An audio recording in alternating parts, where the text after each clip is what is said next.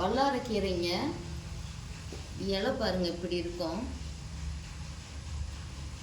இதுதான் நாட்டு வல்லாரை. இது 2 கட்டு நான் எடுத்துருக்கேங்க. இந்த வல்லாரையில் ஒரு நல்ல ஒரு ரெசிபி நம்ம செய்ய போகிறோம் இன்றைக்கி. இது நம்ம இப்போ க்ளீன் பண்ணி எடுத்துக்கணும். பாருங்கள், இந்த மாதிரி தான் வல்லாரை தலை இருக்கும். இது கொடி மாதிரி இருக்கும். நமக்கு இப்படியே கொடியில் தான் இது படரும். இதை சுத்தம் பண்ணி எடுத்துக்கலாம். வல்லாரைக்கீரை ஊறுகாய்க்காக நான் 2 கட்டு எடுத்துருந்தேங்க. அது சுத்தம் பண்ணிவிட்டு இதை 3 டைம் தண்ணியில் அலசி எடுத்திருக்கேன். இப்போ இது தண்ணி கொஞ்சம் ட்ரை ஆகட்டும் அப்படிங்கிறதுனால இந்த மாதிரி துணியில் போட்டு வச்சுருக்கேங்க. அடிகனமான ஒரு பாத்திரம் வச்சுருக்கேங்க. இப்போ இதுக்கு ஒரு மசாலா பொடி அரைக்கணும். அதுக்கு வெந்தயம் ஒரு 1/2 ஸ்பூனு, கடுகு 1 ஸ்பூனு,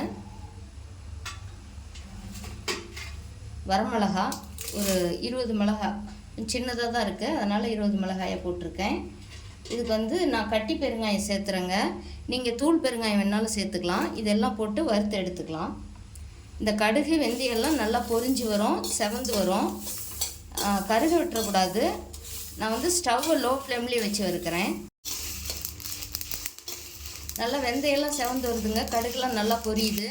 இப்போ ஸ்டவ் ஆஃப் பண்ணிடலாம். அந்த சூட்லேயே கொஞ்சம் நேரம் நமக்கு வறுபடும். பெருங்காயமும் நல்லா பாருங்கள் பொரிஞ்சு வந்திருக்கு. இப்போ இந்த சமயத்துக்கு இதுக்கு கல் உப்பு சேர்த்துக்கலாம். இதை ஒரு பிளேட்டுக்கு மாற்றிக்கலாங்க. இது ஆறுனொட்டி ஒரு மிக்சி ஜாரில் சேர்த்து பவுடர் பண்ணிக்கலாம். இந்த மசாலா வறுத்த அந்த பாத்திரமே வச்சுருக்காங்க. அதுலேயே நம்ம நல்லெண்ணெய் சேர்த்துக்க போகிறோம்.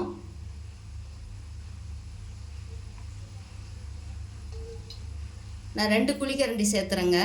நல்லெண்ணெயில் செய்யும்போது ஊறுகாய் நமக்கு ரொம்ப சுவையாகவும் வாசனையாகவும் இருக்கும், கெடாமையும் இருக்கும். இப்போ எண்ணெய் காயிட்டோம்.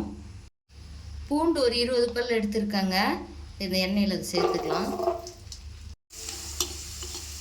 பூண்டு பாதி அளவுக்கு பாருங்கள் வதங்கி வந்திருக்கு. இந்த டைமில் நம்ம எடுத்து வச்சுருக்கிற கீரை இதோடு சேர்த்துக்கலாம்.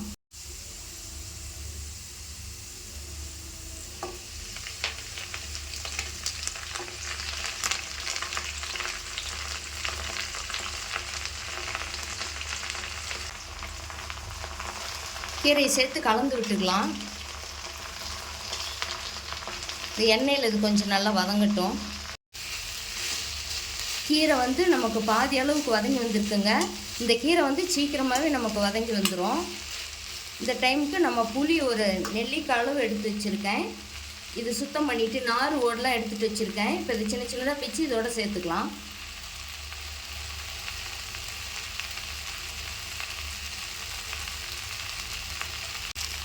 இதை நல்லா கலந்து விட்டுக்கலாம். கீரை போட்டு நமக்கு 1 நிமிஷம் தாங்க ஆகுது, நல்லா வதங்கி வந்துருச்சு.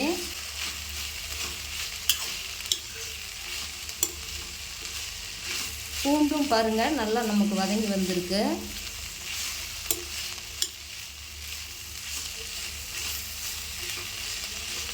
அவ்வளோதாங்க. இப்போ இதை ஸ்டவ் ஆஃப் பண்ணிடலாம். இதை ஆற வச்சு நம்ம அரைக்கணும். திரும்ப இதுக்கு ஒரு தாளிப்பு நம்ம கொடுக்கணும். அதனால் இது ஸ்டவ் ஆஃப் பண்ணிடுறேன். இதை ஆறுனொட்டி ஒரு மிக்சி ஜாரில் சேர்த்து அரைச்சிக்கலாம். இந்த கடுகு வெந்தயம் மிளகாய் பெருங்காயெல்லாம் பாருங்கள் வறுத்தது நல்லா ஆறிடுச்சு. இப்போ இதை ஒரு மிக்சி ஜாரில் சேர்த்து பொடி பண்ணிக்கலாம்.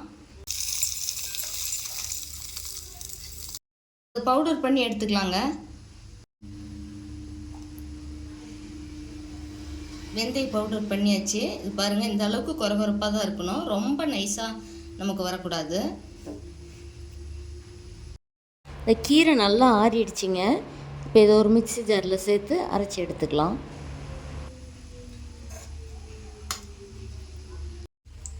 இதை அரைச்சி எடுத்துக்கலாங்க. அரைச்சாச்சிங்க. பாருங்கள் இன்னும் கொஞ்சம் நமக்கு மையணும். கொஞ்சம் நம்ம அந்த பாத்திரத்துலேயே தண்ணி ஒரு முழுங்க அளவுக்கு கலந்து இதில் சேர்த்துக்கலாம்.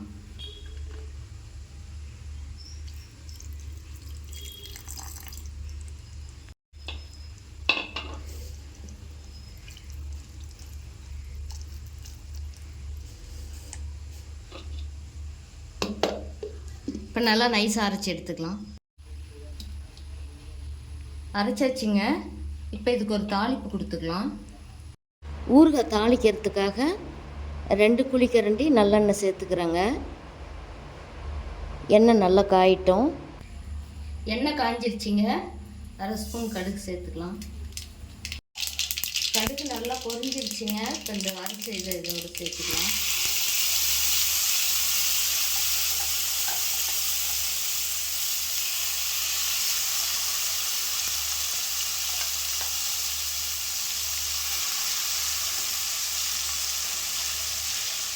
அடியில் பிடிக்காத அளவுக்கு நம்ம நல்லா கலந்து விட்டுட்டு இருக்கணும். ஸ்டவ்வை லோ ஃப்ளேமில் வச்சுக்கணும். நம்ம பவுடர் பண்ண பொடி இதோடு சேர்த்துக்கலாம். இந்த வல்லாரை ஊறுகாய் நம்ம கீரை மட்டும் க்ளீன் பண்ணி எடுத்துட்டோம்னா ரொம்பவே குயிக்காக ரெடி பண்ணிடலாங்க. அதிக நேரம் எடுத்துக்காது. ஒரு 10 நிமிஷத்துக்குள்ளேயே நம்ம ஊறுகாய் ரெடி பண்ணிடலாம். இப்போ பாருங்கள், இந்த பொடியெல்லாம் போட்டு நல்லா கலந்து விட்டுக்கலாம். நமக்கு நல்லா எண்ணெய் பிரிஞ்சு வரும். இந்த டைமுக்கு நம்ம இறக்கிடலாம். ஊறுகாய் ரெடி ஆகிடுச்சிங்க. இப்போ ஸ்டவ் ஆஃப் பண்ணிடலாம். இது இட்லி, தோசை, சாப்பாட்டுக்கு எல்லாத்துக்குமே நல்லா இருக்குங்க. இந்த வல்லாரைக்கீரைக்கு ஞாபக சக்தி அதிகரிக்கக்கூடிய திறன் இருக்குங்க. இதே போலவே நீங்களும் ஒரு முறை ட்ரை பண்ணி பாருங்கள். இந்த வீடியோ பிடிச்சிருந்தால் லைக் பண்ணி ஷேர் பண்ணுங்கள், சப்ஸ்கிரைப் பண்ணுங்கள். உங்களுடைய கருத்துக்களை கமெண்ட் பாக்ஸில் சொல்லுங்கள். தேங்க்யூ.